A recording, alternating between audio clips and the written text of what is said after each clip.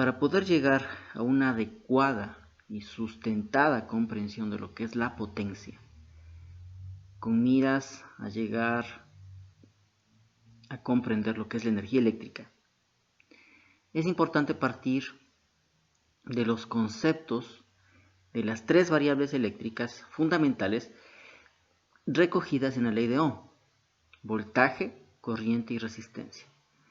Entonces, empecemos. El voltaje, que generalmente se identifica con la letra V mayúscula para problemas de orden matemático,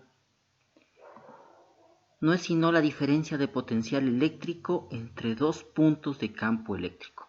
Uno de esos puntos está a un nivel de potencial superior en relación al otro. El otro generalmente es el de referencia o tierra. También se le conoce como fuerza electromotriz o FEM, y es debido a que se le conceptualiza, se le entiende como la fuerza necesaria para poder mover las cargas eléctricas o los electrones libres. Su unidad es el voltio, identificado por la V mayúscula, y por su naturaleza de onda puede ser continuo o alterno. Las redes de servicio de energía eléctrica pública proveen voltaje alterno. En lo que se refiere a la naturaleza de onda de voltaje continuo o alterno, voy a utilizar un simulador de circuitos para exponer más claramente a lo que me refiero. Para el efecto voy a utilizar el Multisim 9. Entonces, bien, en este software lo que voy a hacer es diagramar dos circuitos sumamente sencillos. En el 1 voy a poner una fuente de voltaje alterno de 120 voltios RMS a una frecuencia de 60 Hz, que es muy típica de una red residencial, una red de suministro eléctrico residencial en el Ecuador. Y la otra va a ser una fuente o una batería, una fuente de voltaje continuo, una batería, y a cada una le voy a conectar una resistencia limitadora de corriente, una resistencia que simule carga. En internet hay suficiente material sobre el funcionamiento, tutoriales sobre el funcionamiento de este sistema, de este software. Como puede notarse, tengo que poner una referencia a tierra, una referencia a potencial cero para el circuito, y después procedo a conectar las señales polarizadas hacia el osciloscopio en cada uno de los canales. Se puede ver cómo el sistema simula la onda, similar a un osciloscopio real. Cambio el rango de división de voltaje en cada uno de los canales para que se pueda observar adecuadamente, y parando la simulación puedo cambiar el color del cable para que se vea la diferencia. Es el movimiento de electrones libres o movimiento de cargas eléctricas. Esta variable generalmente se identifica con la letra I para desarrollo de problemas. Su unidad es el amperio y se produce al aplicar una fuerza electromotriz a un circuito cerrado. También se puede entender como el flujo de cargas que se produce cuando un punto de mayor potencial eléctrico se cierra o se conecta a un punto de menor potencial a través de un conductor. También puede ser alterna o continua, dependiendo de la naturaleza de onda de la fuerza electromotriz, como ya vimos antes en la simulación, con una particularidad adicional, que la onda de corriente, cuando hablamos de corriente alterna específicamente, puede presentar o no armónicos.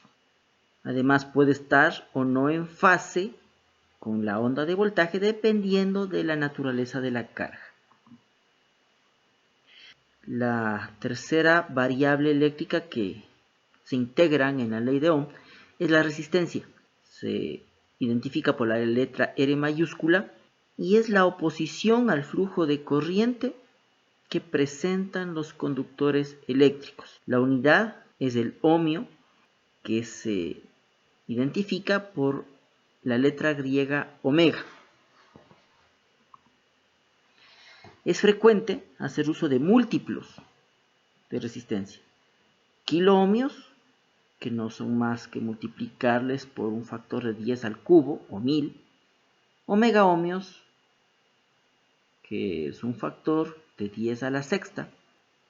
Entonces el uso de sufijos y prefijos, potencias en base 10, es muy común en problemas de índole físico y lógicamente incluido lo que tiene que ver con electricidad. La conocida ley de Ohm entonces expresa que el voltaje es igual a la corriente por la resistencia en un circuito, digamos, resistivo. La expansión de esta ley tiene que ver con impedancias, pero no la vamos a tratar en este video. Para terminar en esta parte, valga recapitular una conocida analogía del tanque de agua. En esta analogía, el voltaje se asemeja a la capacidad que tiene un tanque para contener líquido. Este tanque, al permitir que este líquido fluya a través de una tubería, permite que además entendamos la corriente como el flujo de ese líquido por la tubería. Esa tubería no es otra cosa que el conductor, el elemento por el cual fluye el líquido, y la resistencia es la capacidad de que el líquido fluya por esta tubería. Potencia. Eléctricamente equivale al producto del voltaje por la corriente. Pueden notar aquí que está P en función de T porque la expresión funciona para señales que se desarrollan en el tiempo. Entonces opera tanto para señales expresadas en el transcurso del tiempo como para señales constantes o específicas en un determinado instante. Funciona para señales alternas o continuas, en pocas palabras. En física clásica, cualquier evento se desarrolla sobre una sucesión continua de tiempo y nos movemos bajo ese esquema. Los voltajes y corrientes que se utilizan para la expresión son valores RMS o eficaces, en los ejemplos que vamos a ver, y que son los que se obtienen como medidas cuando se utiliza un multímetro. Ahora bien, como un ejemplo de la aplicación de la ley de Ohm, voy a mostrar en base al programa MATCAD un muy sencillo ejemplo aplicado a un caso práctico. Una ducha eléctrica es básicamente un conductor eléctrico, un cable, dispuesto en unas cuantas espiras alrededor de un núcleo plástico y armadas en una cámara cerrada por la que circulará agua. Vamos a calcular la resistencia y la corriente de esta ducha si los datos del fabricante son potencia de la ducha 4000 vatios, voltaje 120 voltios, voltaje nominal para que la ducha funcione. Despreciamos el efecto inductor en el núcleo de aire-agua del arreglo de la ducha. La expresión de potencia que habíamos visto despejando la corriente no es sino la potencia sobre el voltaje y nos da la corriente. La resistencia por la ley de Ohm, igual despejando de la ley de Ohm, la resistencia es voltaje sobre corriente y nos da el ohmiaje. Lo interesante del software MATCAD es que podemos reemplazar estos valores y ver el efecto inmediato ¿sí? Vamos a cambiar este valor. En vez de una ducha de 4000, pongamos un supuesto de una ducha de 5500 vatios. Podemos ver cómo la corriente se incrementa, pero la resistencia en cambio baja. Regresemos al anterior valor para que podamos ver el efecto. Y supongamos ahora en cambio que el voltaje cambia a un voltaje.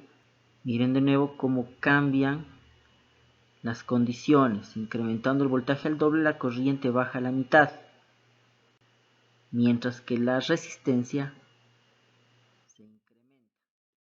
Este es un multímetro, como cualquier otro equipo, de tipo pinza amperimétrica, digital, selector de múltiples variables. Al conectarlo a la red eléctrica residencial, podemos ver en el display la lectura de voltaje: 119 voltios, voltaje alterno, voltaje RMS que se hablaba anteriormente. Es decir, esto sirve para hacer los cálculos que se han visto anteriormente en los ejemplos. Hay dos formas básicas y elementales de disponer los circuitos, y es conectando elementos uno a continuación de otro, lo que se denomina circuito serie. En ese tipo de circuito, los elementos pasivos, que después vamos a ver qué son, comparten la misma corriente circula para todos, pero el voltaje de la fuente se divide entre ellos. En cambio, la construcción o la disposición de circuitos paralelos, los elementos están conectados uno al lado del otro. Acá en cambio la característica es que todos los elementos comparten el mismo voltaje, pero la corriente se va dividiendo en función de la impedancia que cada uno de estos elementos presente, o la resistencia que cada uno de estos elementos presente al paso de la corriente. Para terminar esta parte voy a utilizar una vez más el software Multisim. Lo que voy a hacer aquí es poner una fuente alterna, unas resistencias, que voy a cambiar su orientación para poder conectarlas en paralelo. Cambio los valores de ohmiaje de las resistencias, como se puede ver, para que en el cálculo me den valores que se puedan apreciar. El conexionado entre elementos, se puede modificar la disposición u ubicación de los conectores, de los cables, por así decirlo, entre elementos. Recordemos que tenemos que conectar todo circuito con una referencia a tierra, y utilizo una herramienta que se llama punta de prueba. He hecho un zoom al circuito para poder verlo un poco mejor, aunque tal vez la calidad del video al final no sea muy buena, pero haciéndole zoom se puede notar que al simular el voltaje es el mismo en todos los elementos, pero la corriente va variando en cada elemento. Ahora hago un arreglo en serie, el anterior es un arreglo en paralelo. Igual una fuente alterna, la misma fuente alterna que antes. Pongo 3 resistencias una vez más, una referencia de puesta a tierra. Cambio una vez más los valores de las resistencias. Recordemos que podemos reubicar los elementos en el tablero. Igual pongo valores de resistencias que sean adecuados, como para que la simulación me dé valores que se puedan apreciar. Procedo nuevamente al conexionado entre elementos, los elementos resistivos, que son uno de los tipos de elementos pasivos, con la fuente y entre elementos, y tengo un circuito en serie. Una vez más utilizo la herramienta de punta de prueba para la simulación. Reubico convenientemente los cuadros y mando a simular. Se puede ver una vez más aquí que la corriente es la misma el voltaje cambia. ¿Qué son los fasores? Un fasor es una representación gráfica de voltajes y corrientes a manera de vectores. Como saben, un vector tiene una magnitud que es proporcional al segmento de la línea que representa el vector, ¿sí?